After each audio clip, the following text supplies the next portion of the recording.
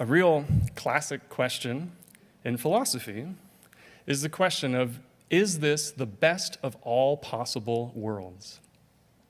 And there's a mathematician with the wonderfully German name of Gottfried Wilhelm Leibniz, who says yes. He was one of the inventors of calculus along with Isaac Newton. He says yes. He says God is perfect, God is all-powerful, God is all good. Therefore, this has to be the best of all possible worlds. And God's providence has to therefore guide everything perfectly for the best. And the French atheist and philosopher Voltaire wrote a book in response named Candide. It's a part of the Western canon. And it's a pretty short book, but the point of Candide is it's this young man who travels throughout the world and sees all the horrors, right? He goes and he's tortured and he undergoes war and he sees children dying in the street and he sees all these terrible things. And the joke of Candide, of course, is, well, thank God that this is the best of all possible worlds, right? We would hate to see anything less, right? As Catholics, we take a little bit of a different stance on this. St. Thomas Aquinas says, no, we do not live in the best of all possible worlds. He says, actually, it's impossible for God to create the best of all possible worlds. Not because God has any weakness in his part, but that precisely because there is no limit to God's power, God could always create a better world than the one that he has, right? The world is limited, it's finite. Even if you made an infinite world, it would not exhaust God's goodness and it would not exhaust God's power. So for every world that had one Kevin Durant, there could be another world that had two Kevin Durants, right?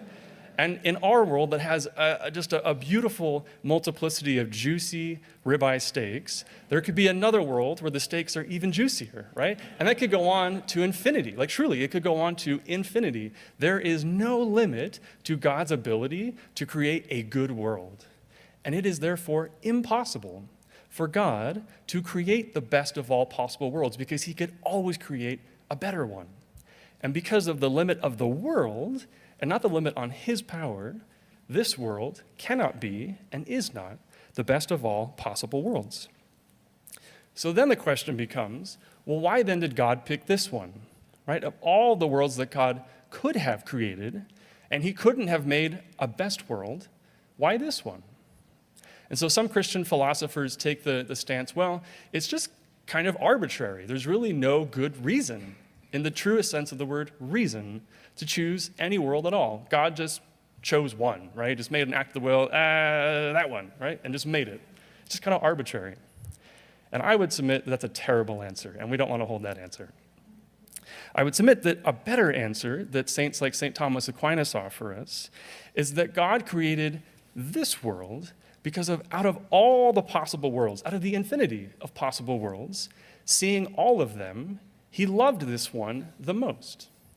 That God created this world, not because it was best. He can't make the world that's best. But he chose this world because it captured his heart and because he loved it.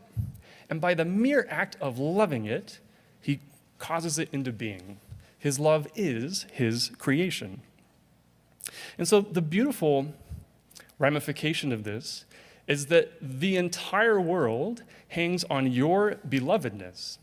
That God looked at this world and looked at a world that is exactly the same as this one without you and loved ours, right? The whole world hangs upon the fact that you are loved, and the whole world hangs upon the fact that I am loved. And before we get a big head, we can remember that that's true of every single blade of grass, right? But it is therefore true that truly every single hair of our head has been counted, because were we to have one more hair or one less hair, it would be a different world. And God didn't love that world. Right? And so there's something incredibly kind of mind-blowing and beautiful about the fact that God, even given an infinity of worlds, cannot exhaust his goodness. But he chooses to pour his goodness into this one, right here and now, freely. Not because it's best, not because he has to, but because it's beautiful, and because he loves it. And because he loves it, he calls it into being. There's a real beautiful, small little story in Dante's Divine Comedy. In the section on the Paradise, there's this little 6-line section that you could build a whole short story out of, where Dante describes this pilgrim who travels in the Middle Ages from Croatia all the way down to Rome to St. Peter's Basilica, where in Rome during Lent they are displaying Veronica's veil, right? That veil that Christ wiped his face with as he was walking the way of the cross to die, and he left the imprint of his face with his blood. Right? They would expose that every Lent in St. Peter's Basilica. And so Dante tells this fictional story of this pilgrim who comes all the way from Croatia on foot, right? And he comes to St. Peter, and he looks up at Veronica's veil, and he just stares at it for hours upon hours. And it says that he prays quietly in his heart, "My Lord Jesus Christ, true God, is this what your face was like? Is this what your face was really like?" And he just spends hours just staring and as if like memorizing every detail of Christ's face, right? The shape of his nose and his eyes and his cheekbones. And he just stares at his face for hours, right? And just prays, "Jesus Christ, true God, is this what your face was really like? Is this what your face was like?" And the idea being perhaps that if he could just memorize Christ's face, right? That way when he goes back home to Croatia, he has new strength to live. That he knows what Christ looked like, right? Even amidst all the obscurity of his life and the boredom and the triviality and the sorrow, right? He knows what Christ looks like. He knows his face. And somehow, therefore, he's consoled to live his life in a different way. This evening and tomorrow and Saturday night and Easter Sunday, we have the great privilege of looking upon the face of Christ. That of all the possible worlds that God chose, of all the ways that God could have saved us, he chose this one, right? That given an infinity of options, God chooses this way to save us, to wash our feet, to offer his body and blood to us. Right? He chooses the creator of what could be an infinite amount of worlds that could not exhaust his goodness. He chooses to be beaten and bound and led in chains, right? And he chooses to show us his love by dying on the cross for us, a horrendous death. And he chooses to show us who he is and to show us his face by rising again on Sunday morning.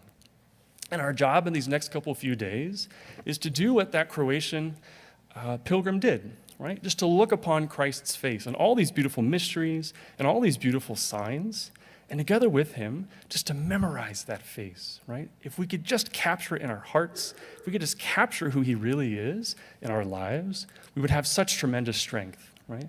To truly go back to our lives and change them. And we will never be the same having seen his face. This evening and the upcoming days, we have the great privilege with that pilgrim of praying truly in our hearts, right? Lord Jesus Christ, true God, is this really what you were like?